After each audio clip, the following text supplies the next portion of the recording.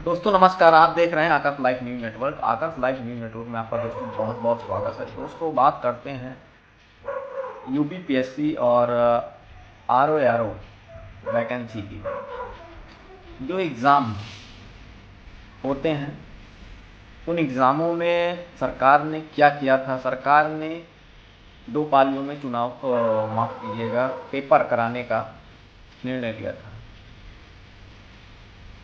जब 2 पालियों का एग्ज़ाम होता अलग अलग तो उसमें पेपर भी अलग अलग होते दोस्तों, जिसमें आंदोलन छात्राएं जो हैं उसमें ये बोल रही हैं कि अगर जो बारी बारी से अलग अलग पेपर होगा तो उसमें पहले टाइम का पेपर सरल भी हो सकता है या कठिन हो सकता है, दूसरे टाइम का भी दूसरा पेपर होगा, जिससे अभ्यर्थियों के लिए, छात्रों के लिए, छात्राओं के लिए नाइंसाफ़ी होती है।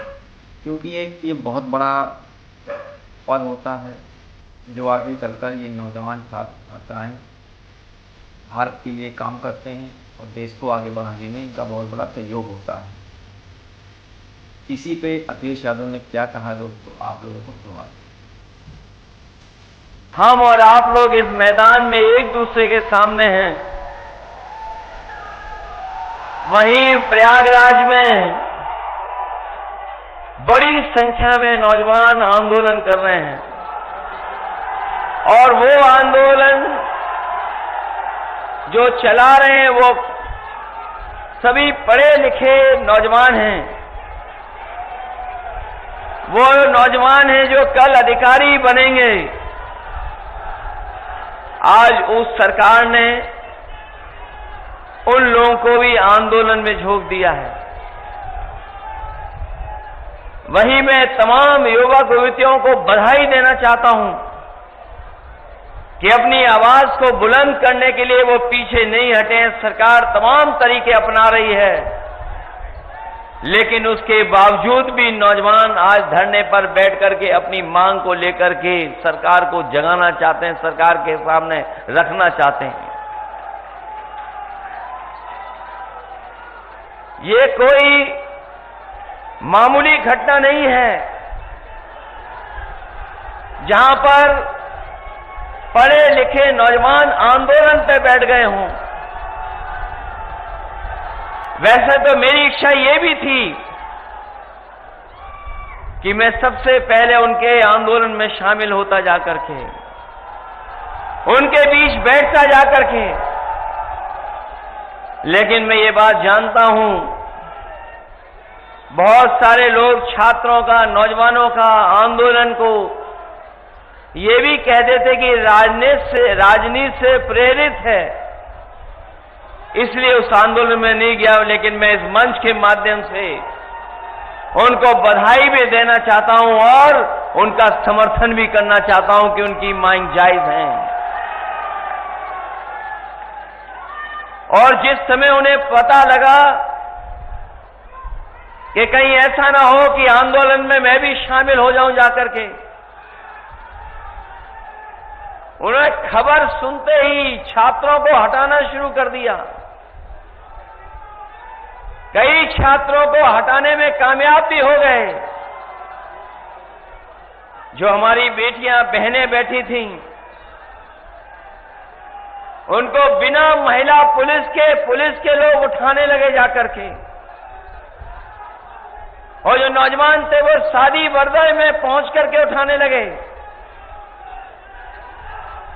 इस कायराना व्यवहार के लिए मैं सरकार की निंदा करता हूं।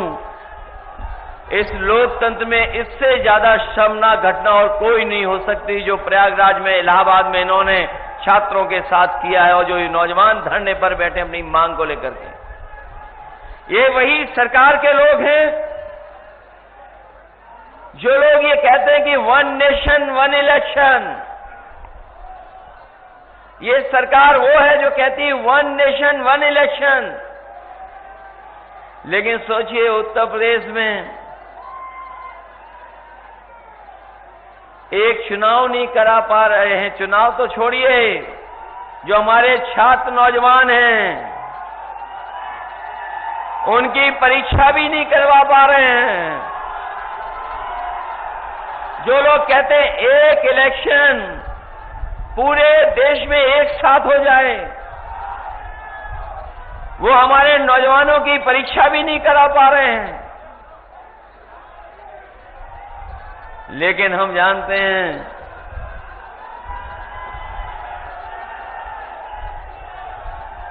ये भारतीय जनता पार्टी में और इस सरकार के एजेंडे में न नौकरी है, न सौहार्द है, न भाईचारा है। इनका कार्यकाल देख लीजिए, इनके एजेंडे में नौकरी नहीं है, इनके एजेंडे में सौहार्द नहीं है, और अभी तक तो न जाने कितने हम लोगों ने घटनाएं देखी होंगी जहां पर इन्होंने युवाओं के भविष्य का धोखा करने का काम किया है। जिस समय लोकसभा का चुनाव था, आपको याद होगा, हम लोग ये बात जगह जगह कहते थे कि ये सरकार वो है जो पेपर लीक जानबूझ करके कराती है, और पेपर लीक इसलिए सरकार कराती थी क्योंकि नौकरी इनके एजेंडे में नहीं थी। और उसी का परिणाम ये है कि इन्होंने नौजवानों को नौकरी नहीं दी, उनका भविष्य अंधकार में धकेलने का काम कर रहे हैं। ये भारतीय जनता पार्टी का इतिहास बन गया है कि अगर पेपर लीक होगा तो उसमें भाजपा के लोग शामिल हैं। पेपर लीक में भाजपा के लोग शामिल हैं। परीक्षा प्रणाली में हेराफेरी करने वाले में भी भाजपा के लोग शामिल हैं। परीक्षा की तारीख भी टालने वालों में भाजपा ही के लोग शामिल हैं। और सबसे ज्यादा परीक्षा रद्द हो जाए उसमें भी भाजपा ही लोग शामिल हैं। आरक्षण मारने वाले भी भाजपा ही हैं, और रिजल्ट लटकाने वाले भी भाजपा ही के लोग हैं। और अगर रिजल्ट बन भी जाए, आ भी जाए, तो कोर्ट में भी लटकाने वाले अगर कोई हैं तो वो भाजपा वाले हैं। नौजवानों के भविष्य के साथ बड़े पैमाने पर खिलवाड़ कर रहे हैं। और इधर तो जब से समाजवादियों ने पीडीए का नारा दिया है, इन्हें डीएपी भी पीडीए ही नजर आने लगा है। ये जब दूर से देखते हैं डीएपी, उसे में भी पीडीए दिखाई दे रहा है इनको। ये अक्षरों से खिलवाड़ कर रहे हैं, अक्षरों से दुश्मनी रखते हैं, इसलिए पीडीए के साथ तो कर ही रहे हैं धोखा। वहीं डीएपी भी कहीं किसानों को उपलब्ध नहीं करा पा रहे हैं। अभी तक तो ये बोरी की चोरी करते थे, अब तो डीएपी की पूरी बोरी चोरी कर ली है इन्होंने। जो हमारा किसान इस सरकार में उम्मीद करता था कि उसकी पैदावार बढ़ जाएगी, आय बढ़ जाएगी, लेकिन इस सरकार ने उनकी आय और पैदावार के साथ भी सरकार की योजनाएं नहीं जोड़ी, किसानों को अपने हाल पर छोड़ दिया।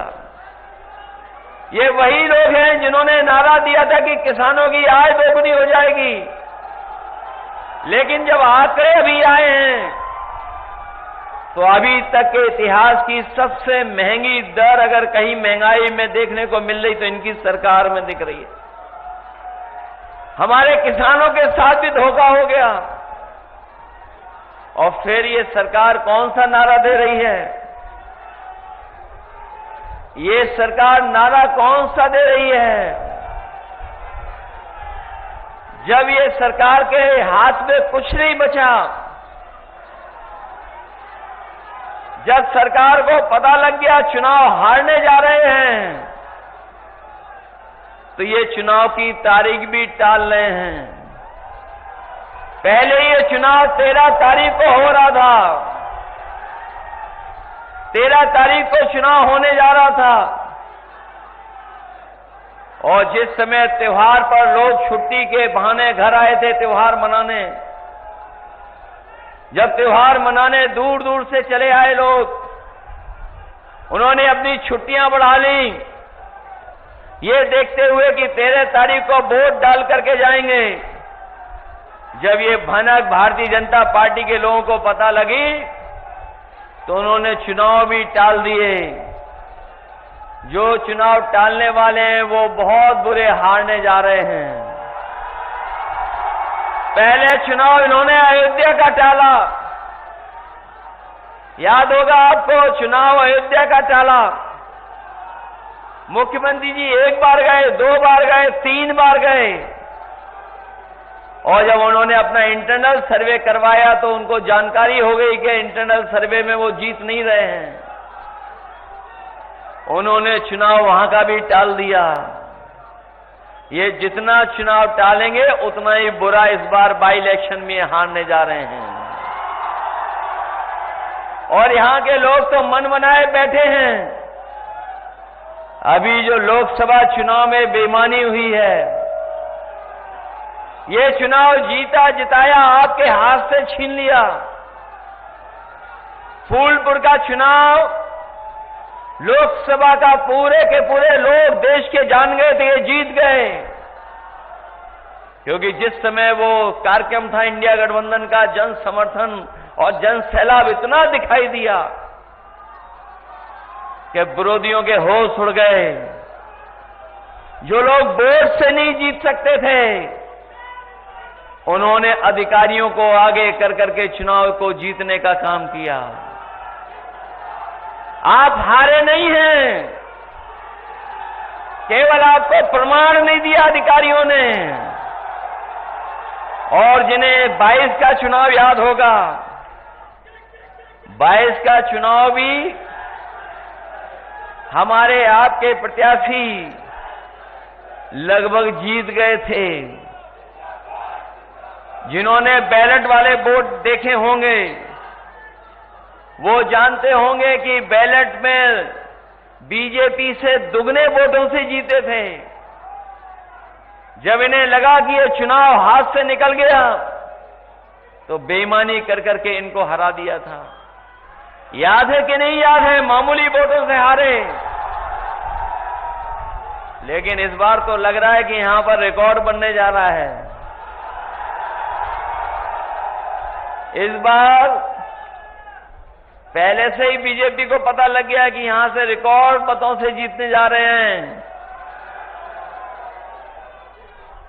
और मुझे तो ये लगता है कि पहली बार ऐसा समर्थन हर वर्ग से मिल रहा होगा। इतना समर्थन, इतना साथ और इतने समीकरण के साथ कभी चुनाव समाजवादी पार्टी के पक्ष में नहीं बना।